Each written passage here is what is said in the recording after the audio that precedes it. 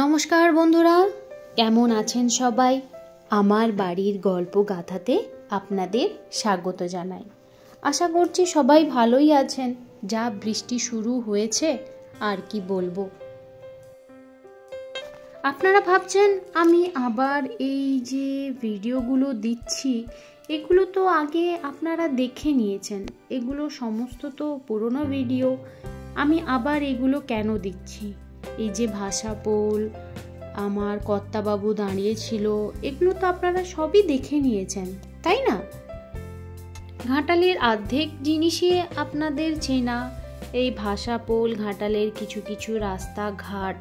তো আমি আবার নতুন করে এগুলো আপনাদেরকে কেন দেখাতে শুরু করছি, এটা হয়তো বুঝতে পারছেন না। এইবারে নিশ্চয়ই আপনারা দেখে বুঝতে পারছেন আমি কি দেখাতে চাইছি বা কি বলতে চাইছি।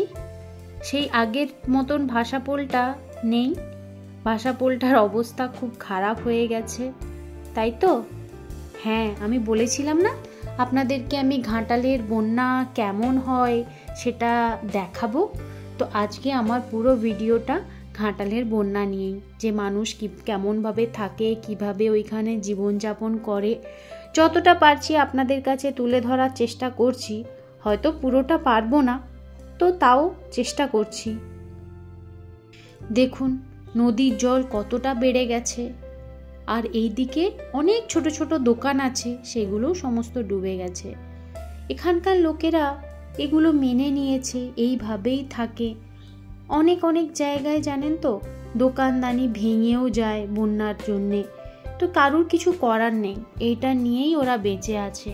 তো কি করা যাবে? দেখেছেন কেমন বিভীষিকা হয়ে আছে নদী।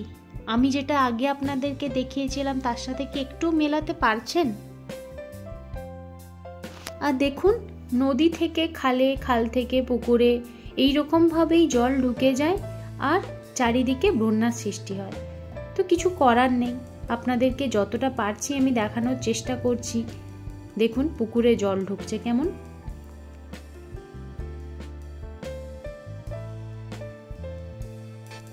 আর এইটা তো দেখছেনই, আমার মা এখানে কিছু কাজ করছে, আমরা ঘুরে বেড়াচ্ছি। এই ভিডিওটাও নিশ্চয়ই আপনাদের সাথে আগে আমি শেয়ার করেছি, কিন্তু এটা করার একটাই কারণ, এইবারে বুঝতে পারবেন। দেখুন যেইখানে মা পাতা ঝাঁটাচ্ছিল, কাজ করছিল, ওইখানটার অবস্থা এখন এই রকম। ওইখানে আর হাঁটা যায় না, হাঁটার যোগ্য আর নেই এখন। এই ডোঙায় করেই যাতায়াত করতে হয়। আপনাদেরকে তো আমি ডোঙাটাও দেখিয়েছিলাম তখন। তো আমি আর আমার ছেলে যাচ্ছি ঘুরতে। তাতান তো কখনো ডোঙায় চাপেনি, এটা ওর প্রথমবার ছিল। তো সেই কারণেই তাতানকে নিয়ে আমি একটু ঘুরতে বেরিয়েছিলাম। দেখুন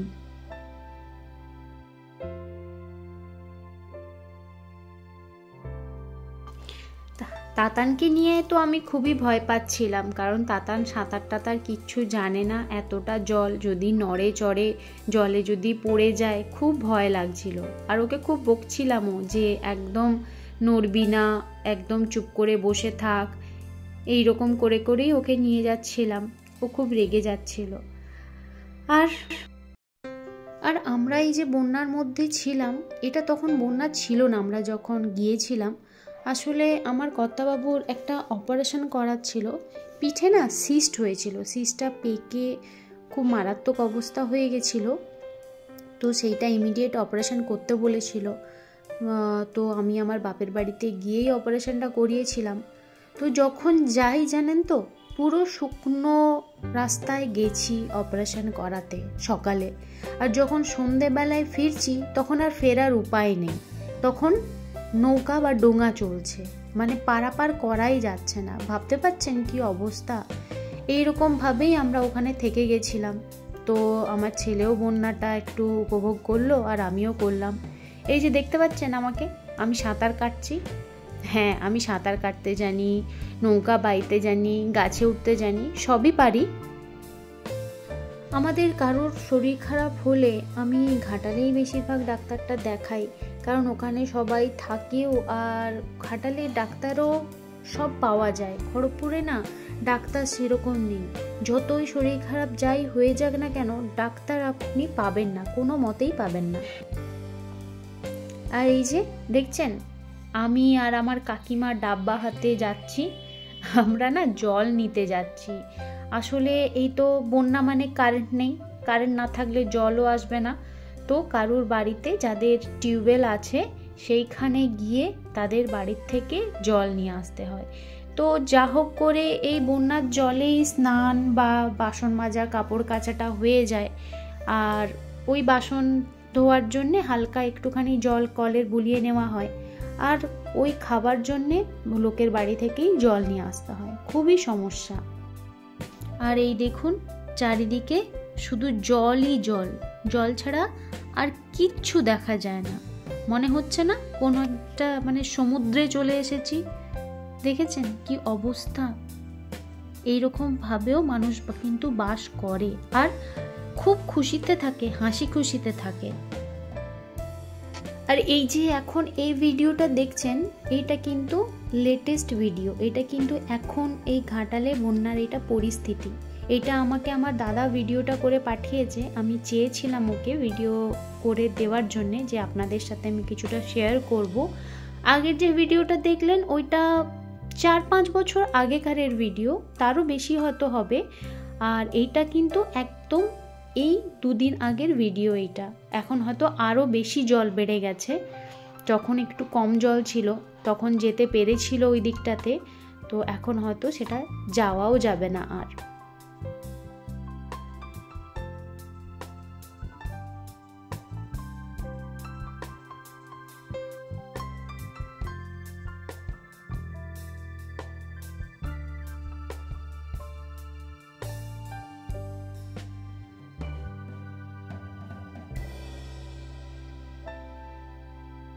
আর এই যে দেখছেন আমরা জল পেরিয়ে আসছি, আমি আছি আর আমার 2 দাদা আছে, বড়দা আর ছোটদা, আমি মাঝখানে।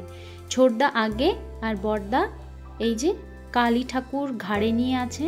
হ্যাঁ এইটা না 2024-এর ভিডিও, এটা কালী পুজোর সময় তখনও বন্যা হয়ে গেছিল। মামার বাপির খুব মন খারাপ হয়ে গেছিল যে কিভাবে পুজো করবে না করবে, কেউ হয়তো পৌঁছাতে পারবে না, আমরা কিভাবে পৌঁছাবো। তো যাই হোক ঠাকুর চেয়েছে পুজো হবে, তাই বন্যার জল পেরিয়েও আমরা মাকে বাড়িতে আনলাম এবং পুজো করলাম।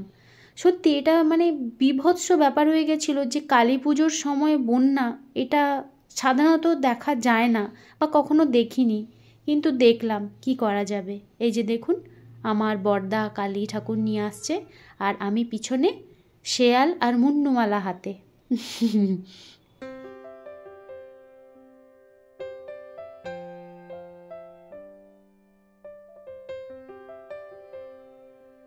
আমরা কালী পুজোর আগের দিনে গিয়েছিলাম, তো সেদিনকে কিন্তু জল এইটুকু ছিল না, সেদিনকে কিন্তু জল অনেকটাই বেশি ছিল, প্রায় 1 কোমরের ওপরে জল ছিল। আর আমার বাপি খুবই টেনশন করছিল যে আমার কর্তাবাবু কি করে পৌঁছাবে। ওর আসলে না একটু হাতে পায়ের একটুখানি প্রবলেম আছে, আপনারা হয়তো দেখলে বুঝতে পারবেন, সেটা নিয়ে আপনাদের সাথে অবশ্যই আলোচনা করব বা বলবো, সেটা পরে বলবো।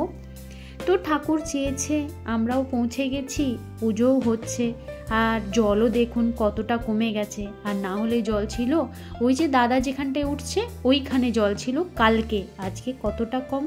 ঠাকুর চেয়েছেন তাই পুজো করতে পারছি। তো সঙ্গে থাকুন, দেখুন আরও অনেক কিছুই আপনাদের সাথে শেয়ার করব। আর এই দেখুন আমার ভাইপো ভাইজি কি উৎপাত করছে দেখুন জলের মধ্যে, দেখতে পাচ্ছেন?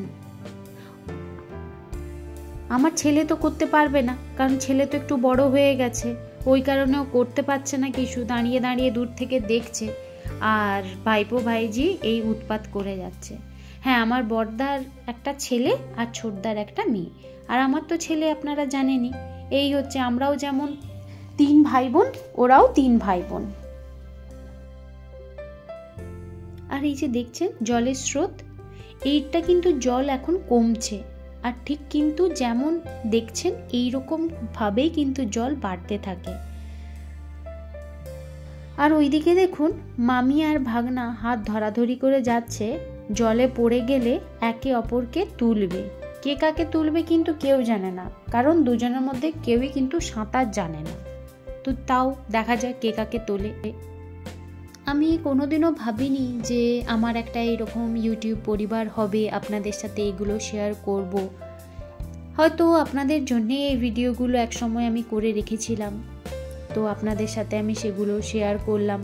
তো বলবেন কেমন ভিডিওটা লাগলো, যে বন্যার পরিস্থিতি ঘাটালে যে কেমন হয় না হয় আপনাদের সাথে আমি অনেকটাই শেয়ার করলাম, যতটা পারলাম চেষ্টা করলাম দেখাতে। তো যাই হোক, ঘাটালবাসী জানে যে যাই হয়ে যাক না কেন আবার ঠিক আগের মতো ভালো সময় বা ভালো অবস্থায় ঠিকই ফিরে আসবে। তো ঘাটালবাসী এগুলোকে ভয় পায় না, সেটা আমি জানি, কারণ আমি তো নিজেও এক সময় ঘাটালবাসীই ছিলাম। তো যাই হোক, এই ভিডিওটা যদি ভালো লেগে থাকে লাইক, কমেন্ট, শেয়ার এবং অবশ্যই সাবস্ক্রাইব করবেন। আর যদি কোথাও ভুল করে থাকি ছোট বোন ভেবে ক্ষমা করে দেবেন, কেমন?